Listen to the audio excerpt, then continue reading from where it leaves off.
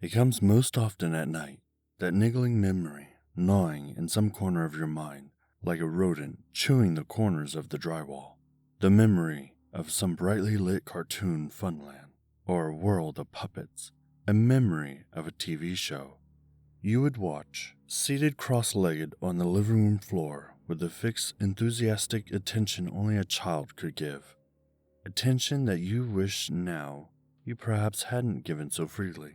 For there is something about that show, something about the discordant music, the details of the characters, their motivations, and the storylines, the fixed maniacal grins that seems, looking back, to be altogether too sinister to be a children's show. You try to block the memory out, and yet, there in the back of your mind, most often at night, the puppet's fixed grin keeps on smiling. Net Nostalgia Forum, Television, Local. Skyshell 033, Subject, Candle Cove, Local Kids Show. Does anyone remember this kids show? It was called Candle Cove, and I must have been 6 or 7. I never found reference to it anywhere, so I think it was on a local station around 1971 or 72. I lived in Ironton at the time. I don't remember which station, but I do remember it was on at a weird time, like 4 p.m.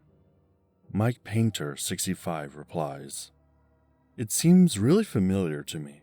I grew up outside of Ashland and was 9 years old in 72. Candle Cove. Was it about pirates? I remember a pirate marionette at the mouth of a cave, talking to a little girl." Sky replies, "Yes! Okay, I'm not crazy. I remember Pirate Percy. I was always kind of scared of him. He looked like he was built from parts of other dolls, real low budget. His head was an old porcelain baby doll, looked like an antique that didn't belong on the body. I don't remember what station this was. I don't think it was WTSF though."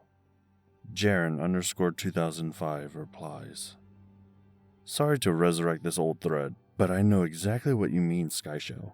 I think Candle Cove ran for only a couple months in 71, not 72. I was 12 and I watched it a few times with my brother. It was Channel 58, whatever station that was. My mom would let me switch to it after the news. Let me see what I remember.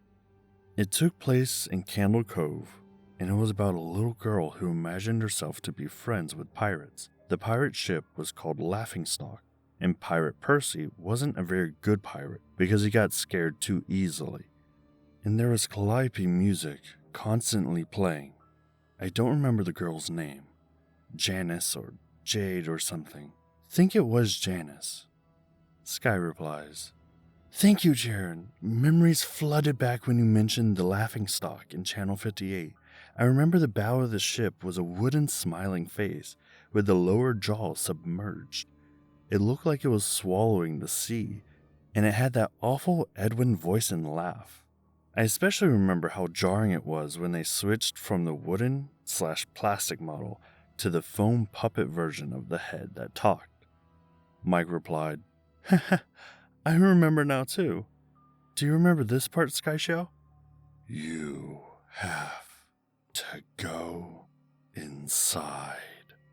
Sky replies, Mike, I got chills reading that. Yes, I remember. That's what the ship always told Percy when there was a spooky place he had to go in, like a cave or dark room where the treasure was, and the camera would push in on Laughingstock's face with each pause. You have to go inside. With his 2 eyes askew and that flopping foam jaw and the fishing line that opened and closed it. Ugh. It just looked so cheap and awful. You guys remember the villain? He had a face that was just a handlebar mustache above really tall, narrow teeth. Kevin Hart replied, "I honestly thought the villain was Pirate Percy. I was about 5 when the show was on. Nightmare fuel." Jaren replied, "That wasn't the villain. The puppet with the mustache? That was the villain's sidekick, Horace Horrible. He had a monocle too, but it was on top of the mustache. I used to think that meant he only had one eye. But yeah, the villain was another marionette, the Skin Taker. I can't believe what they let us watch back then. Kevin replied, Jesus H. Christ, the Skin Taker. What kind of a kid's show were we watching? I seriously could not look at the screen when the Skin Taker showed up. He just descended out of nowhere on his strings, just a dirty skeleton wearing that brown top hat and cape, and his glass eyes that were too big for his skull. Christ almighty. Sky replied, wasn't his top hat and cloak all sewn up crazily? Was that supposed to be the children's skin? Mike replied, yeah, I think so. Remember his mouth didn't open and close? His jaw just slid back and forth. I remember the little girl said, why does your mouth move like that? And the Skin Taker didn't look at the girl, but at the camera and said, to grind your skin. Sky replied, I'm so relieved that other people remember this terrible show. I used to have this awful memory, a bad dream I had where the opening jingle ended. The show faded in from black, and all the characters were there, but the camera was just cutting to each of their faces, and they were just screaming. And the puppets and marionettes were flailing spastically, and just all screaming. Screaming. The girl was just moaning and crying like she had been through hours of this. I woke up many times from that nightmare. I used to wet the bed when I had it. Kevin replied, I don't think that was a dream. I remember that. I remember that was an episode. Sky replied, No. Not possible. There was no plot or anything. I mean, literally just standing in place, crying and screaming for the whole show. Kevin replied, maybe I'm manufacturing the memory because you said that, but I swear to God, I remember seeing what you described. They just screamed. Jaren replied, oh God. Yes, the little girl Janice. I remember seeing her shake, and the Skin Taker screaming through his gnashing teeth, his jaw careening so wildly I thought it would come off its wire hinges.